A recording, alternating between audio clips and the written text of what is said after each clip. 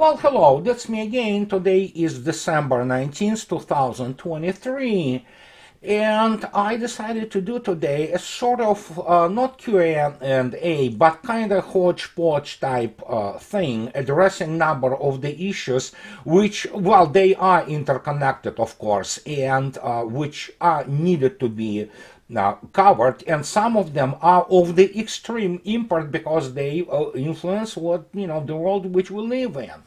And so let's not waste our time, and let's start with Gaza. And again, yes, people say, and I already repeated many times, that my position on Gaza has been very clear. And again, I use only two terms to describe what is going on there, which are, of course, the massive war crimes and crimes against humanity committed by the Israeli Defense Force and Israeli government. So evidently, people of Israel also are not very satisfied with slow progress, and they want more. And so even when we look at the Jerusalem Post, they talk about there's some guy, I saw the video, Yeva Bartlett sent me this video, I was just absolutely terrified.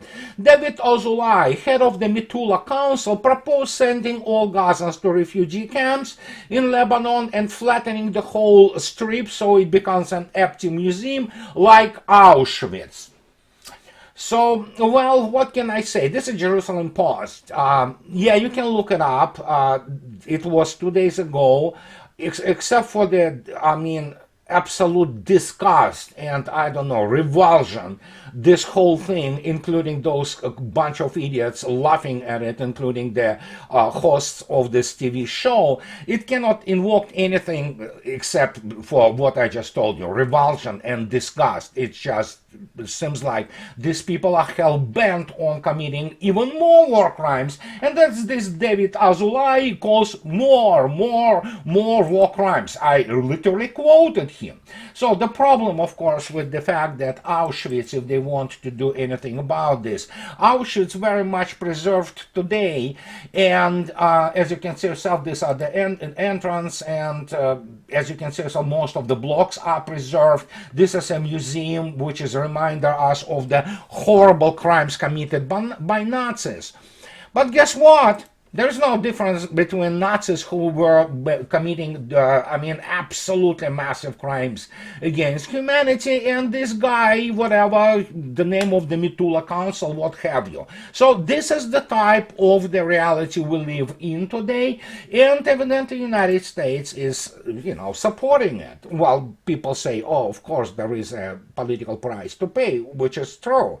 But how to put it politely, I don't even know how to continue to describe everything what is going there, including the fact that actually IDF bulldozed the hospital with people who were still alive there.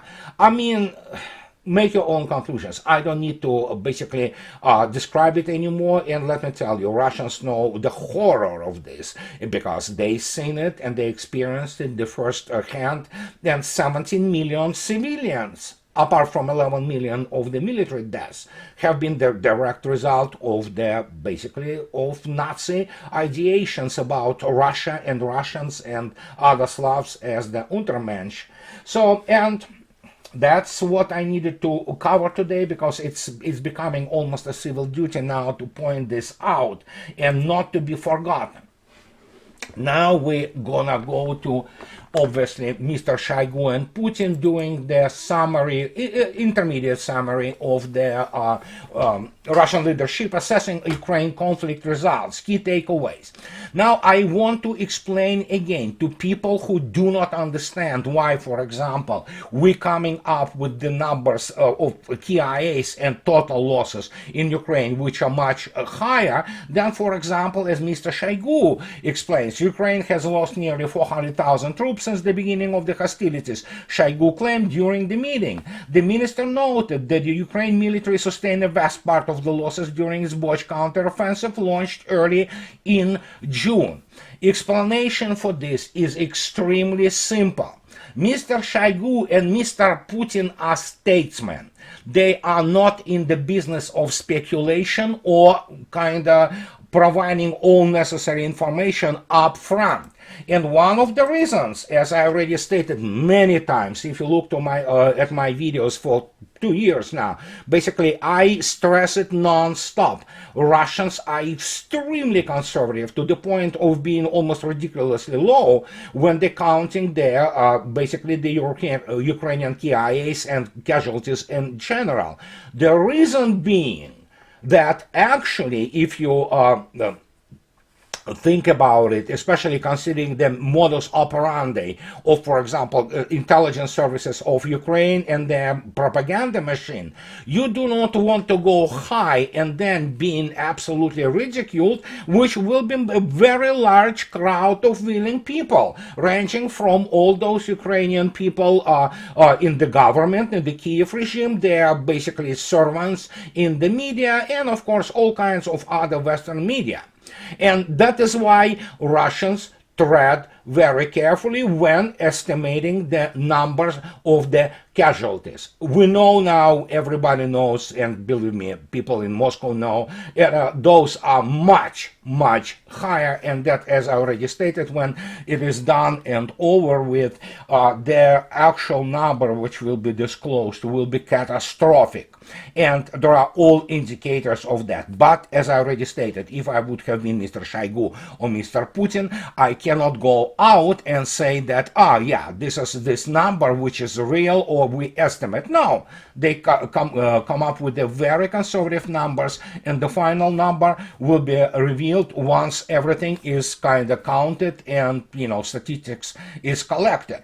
Especially considering the fact that we do not even know the number of killed in the tactical and operational rear, and it is sometimes more than it is in the front, on the front lines. Just to give you example, few days ago, Russians again, using Kinzhal missiles and other types of their basically standoff weaponry, destroyed 2 Patriot PAC-3 missile complexes. They took out their radar station, obviously, which is the most expensive and critical part of it. Evidently, there have been command posts. There is also well-known, well-documented now fact, for example, of Kinzhal penetrating those underground bunkers. But again, you can only go out and make those estimates.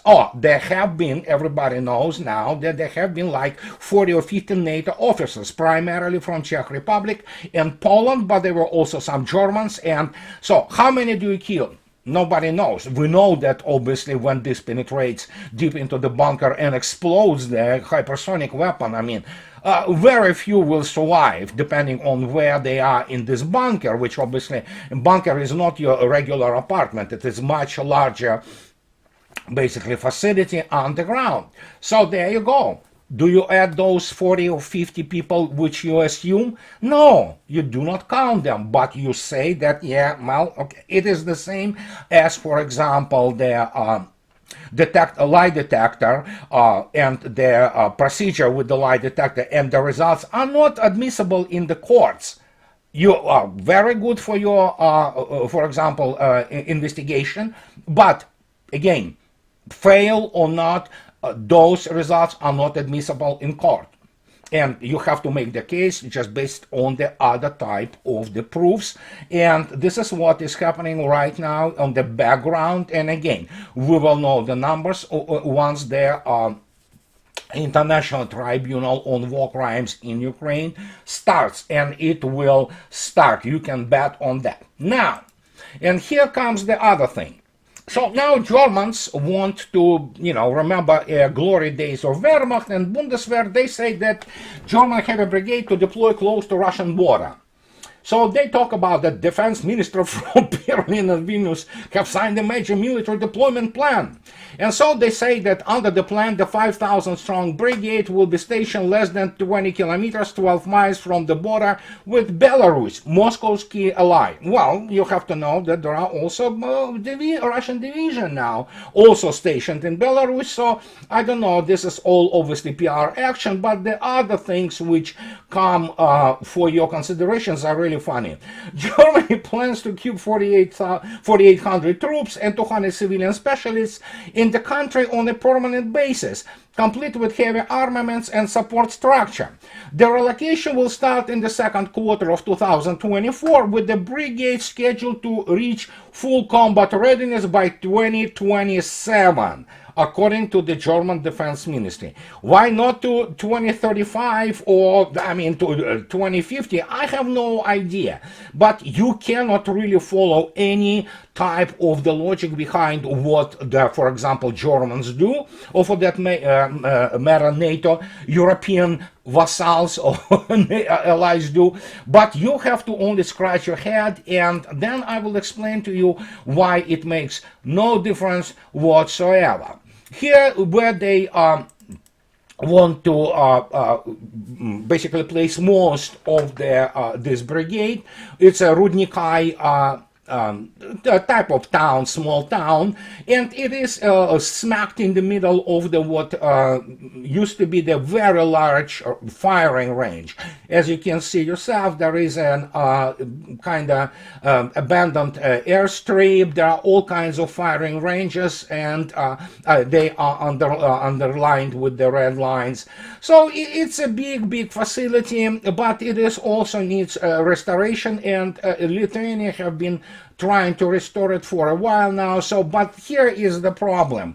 As you can see yourself, and we're looking at around what, in this particular case, if you take the area of Rudnikai itself, where the obviously personnel will be stationed, and where the all caponiers and basically the garages of the and barns, so to speak, for military equipment, they are perfect static targets in case of war. So, and plus you need to really actually, if you want to do anything, you need to put your brigade in the, you know, some kind of column and some kind of the formation for the march, and then deploy it in some other way.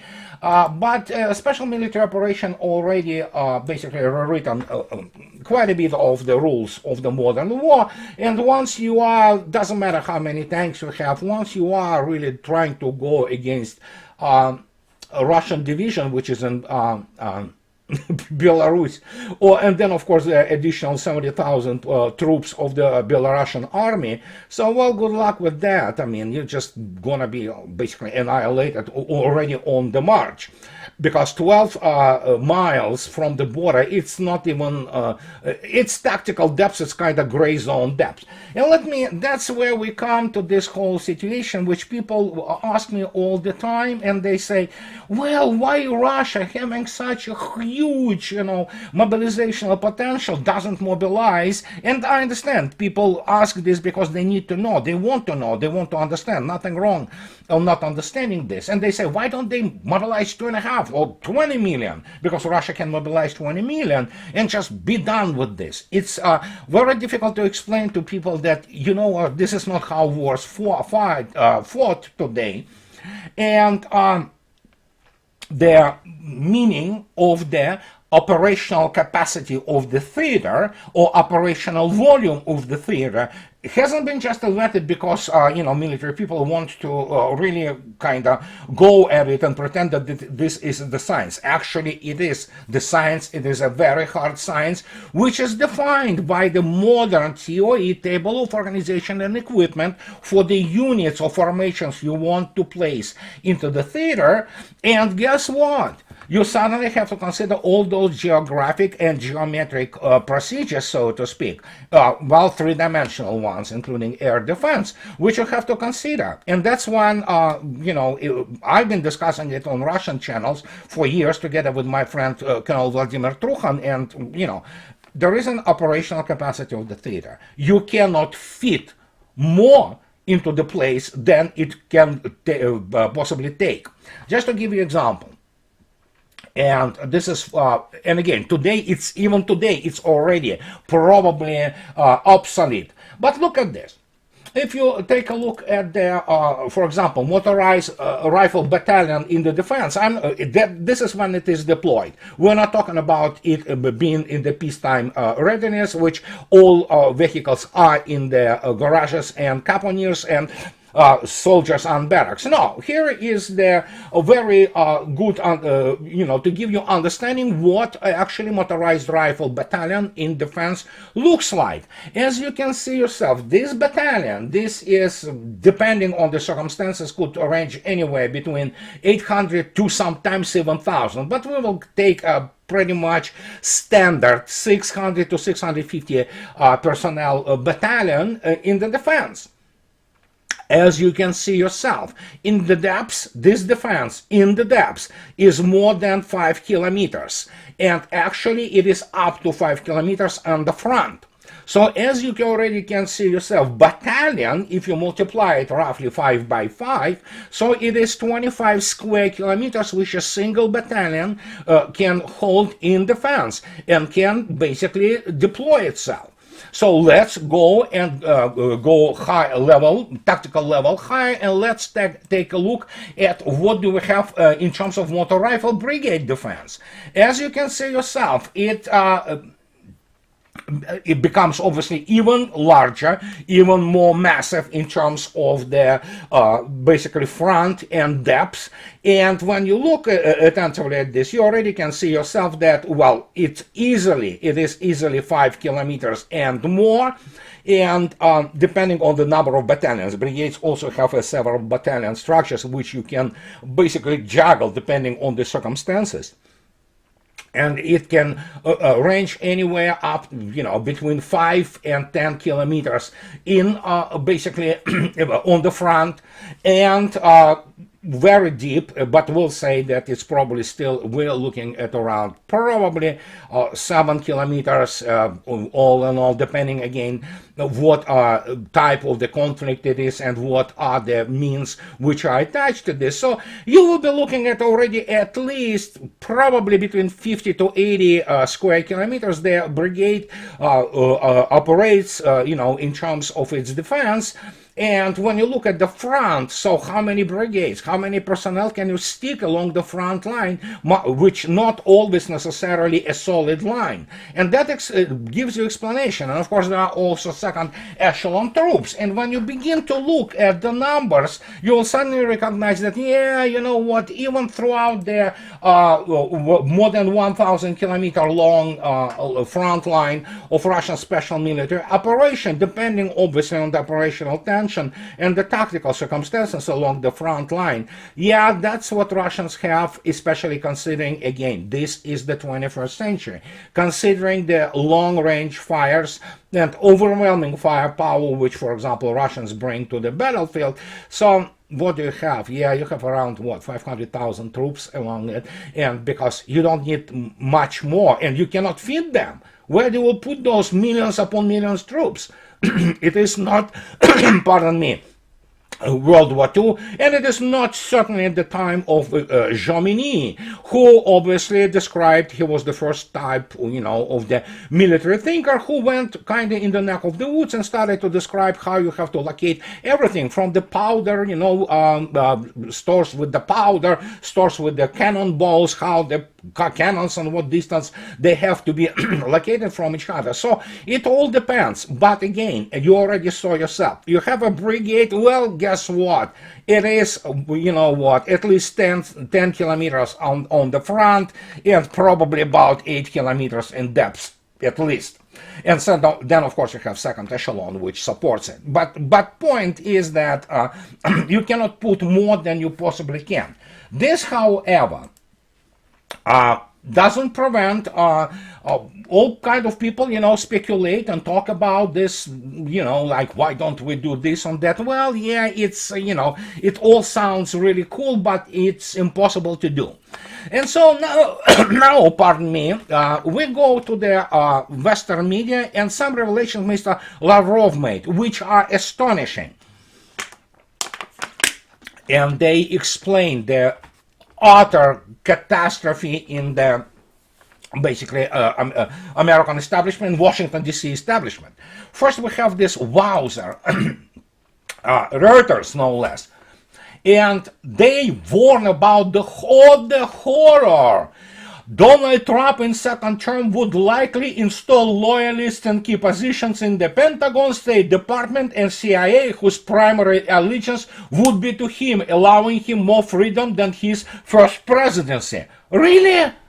I thought that was the huge mistake of Trump in the first presidency, when he basically installed all neocons and Israeli lobby people and people who betrayed him, all of them. Well, I hope so. He learned something, and he finally will install some loyalists, which will, as all these neocon and war hawks, basically fear that it will be he will be able to enact isolationist policies and whims. Well, there you go. What can I say? And again, when they talk about the reshape, some people talking about reshape U.S. foreign policy, and they use the word diplomats. You have to understand, the United States doesn't have real diplomats. They do not exist as a class, because basically whatever people with those international relations and diplomatic service are today on the front lines, those are not diplomats. There are some bureaucrats which work for State Department. There are no diplomats, and people say, oh, look at Mr. Burns, who is now CIA director, and he used to be a good diplomat. Well, he used to be. He's now the CIA dude, and he is all in with neocons, and probably they told him to basically toe the party line, and of course his career is more important to him than what is being done to the country. But this is not just it. And Mr. Lavrov suddenly comes up yesterday with revelations which actually explain this catastrophe. And you look at this and you think that, and again, I've been asking this question non-stop. Are they that stupid, and are they that desperate? And the response to this is unequivocal. Yes, they are morons. And here what Mr. Lavrov had to say yesterday. And he was meeting with Mr. Kopchan and Mr. Haas. You probably remember them when they wrote this piece, which I commented upon, which is hilarious. They were trying to redefine success in Ukraine. A new strategy must balance means and ends. So, well, I can tell you, neither Haas nor Kopchan are capable of developing any kind of strategy. They don't have the toolkit, because they do not have special education for that, and neither of them have any clue about military balance. But here it is, and here what comes from Lavrov. This is as reported, as you can see yourself, on the 18th, yesterday, RIA News. And here it is. Lavrov talks about basically, Lavrov is no nonsense guy, and he speaks as, he says it. The West, speaking about negotiations, wants to give Ukraine a break, Lavrov said. And he is talking that the leaders of Western countries, speaking about the need for negotiations on Ukraine, in fact are proposing a pause in hostilities to give Kyiv a chance to catch its breath. Foreign Minister Sergei Lavrov said in an interview with the Great Game program on the Channel 1. The foreign minister recalled that in April he met in New York with a group of American political scientists, including the president of the Council on Foreign Relations, he used to be then, that he not anymore, Richard Haas and Charles Kopchan of the Council. As you might understand, both Kopchan and Haas have their useless degrees in the international relations from the American university. That means they do not understand what are they dealing with. And of course, as diplomats, as they would like to call themselves, they are low league, they are amateurs compared to the mastodon of basically Lavrov and his foreign ministry. And here's what Lavrov starts to state. When I was in New York for a meeting, when we were presiding over the Security Council in the United Nations, I met with a group of political scientists. For some reason, everyone later decided that this meeting was secret, as if this contact was used as a channel. Nothing of the kind. I regularly met with political scientists when I'm in New York. Guess why they do it? Because this is American media and self-promoting people such as Haas and Kopchan. By creating this aura of secrecy, which was actually open meeting, and anybody could have who have been in the basically on the backgrounds could have come to it. They want to create, this impression of how important they are. They are nobodies, and they are not important whatsoever. They are just basically doctrine mongering pseudo scholars with no real mechanisms of basically shaping their reality other than the NPR. That's why they write this kind of garbage in the foreign affairs. But Lavrov, that's why he said it. Why do they want to promote this? Well, because they want to promote themselves. And here what he says. According to him, the interlocutors did not hesitate to talk about the need to conclude a truce for a certain agreed period. You see the audacity of those guys? Since Ukraine needs time to replenish stocks of military equipment, missiles, and other ammunition. That was in April. Now Western leaders are openly talking about this, proposing exactly this. Moreover, they clearly stipulate that this will not be the end of the conflict, but it will be a pause in much the same way that the West needs the Minsk agreement as a pause. You see, not only they are arrogant, but they are stupid.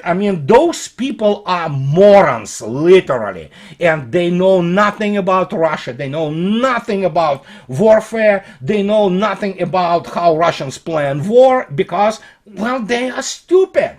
And Lavrov obviously then comes up with this, and that pretty much answers everything what this basically legerdemain, this, manipulation with the public opinion and pseudo scholarship of Mr. Haas and Mr. Kopchan, and people who support them and people who take them seriously. You cannot take any modern US scholar, so-called, seriously. And here it is. Mr. Lavrov stressed that the change in rhetoric does not change the essence of Western policy. They still consider Russia a threat. As Lavrov said last week, Russia has never shied away from negotiations, but the longer the fighting continues, the more difficult the conditions will be for Ukraine and for NATO. Due to the lack of military successes, Ukraine, whose budget is completely dependent on the external revenues, that means support, those $61 billion, which are stuck now in the Senate, and he says has become more difficult to receive subsidies from the West. Russia, on the other hand, is open to negotiations, as Vladimir Putin said. Either we agree on certain parameters, or, well, we will decide it by force. Well, guess what? Russians ready to talk, but not with these people. Least of them, Mr. Haas or Kupchan, who first, they do not understand what is going on. In order to understand for you have to have a serious military or intelligence background, which neither of them have. They rub shoulders with all those top brass, but I already told you about the academic and operational level of American generals. Then they're top brass. Those people are incompetent, downright. They wouldn't be allowed to command a battalion in the Russian army. And again, they wouldn't know what to do. They don't even know how to operate and maneuver under the fire, which United States never experienced.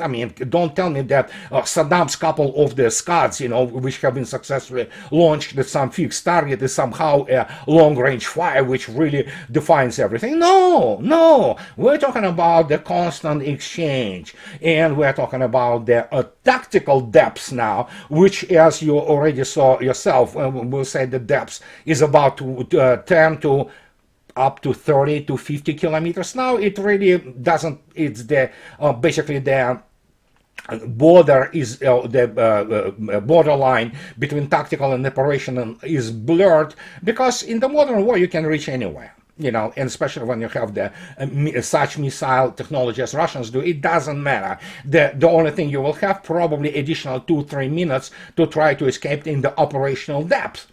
And this is granted that you are attacked by supersonic missiles. When you're attacked by hypersonic, it doesn't matter. You will not have time to escape.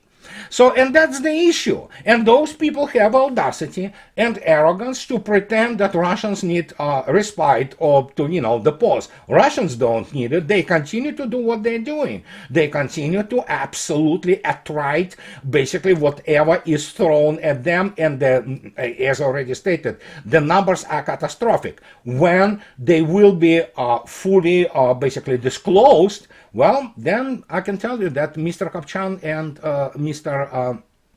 have to start think long and hard about their role, especially Mr. Kopchan being unrestrained neocon and the guy who is so incompetent. Well, they all are. They really never studied anything of value. They studied basically this exceptionalist BS, which passes for the courses in political science and international relations in US Ivy League. And it's taught by professors who have no clue, most of them anyway, what they are dealing with. But that's the issue. That's the problem. That is the systemic issue for the US Academy, so-called, and obviously the establishment. And that is why you have people from, let's say, Reuters, which is, of course, British thing. They are worried. They talk to some diplomats. What diplomats? The only thing they know is how to convey messages of you do or else. And of course, the only thing they know also how to issue visas. That's about it. That's American diplomacy today. They are laughed at as utter incompetent people. Most of them, like Michael McFaul, they try to now use as the fifth column, the so-called patriots in Russia, especially the red patriots, the communists. But, Communist Party, for the most part, took the pro-Russian patriotic position. So, well, good luck with them destabilizing Moscow regime, so to speak, or how they call it, Putin's regime. But that is just demonstration to you to what lows all of them fell. You have to be a moron to come to the guy who will eat you, for breakfast and will not even notice this, to Mr. Lavrov, having audacity, talking to him about that, Ukraine is, supposed to basically replenish its stocks. First, there's nothing to replenish them with, but secondly, are they that stupid? Yes, they are. That shows you who those people are. So then don't ask yourself a question, what happens to the country, for the United States? We know what happened. And this is what I wanted to tell you today, guys. And as always, those who like what I do, please subscribe to my channel and, support me through Patreon and buy me a coffee too. And we are approaching, obviously, the Christmas time, so to speak. So, and what can I say? Have a good preparation for the Christmas, and I'll talk to you later, guys. Bye-bye.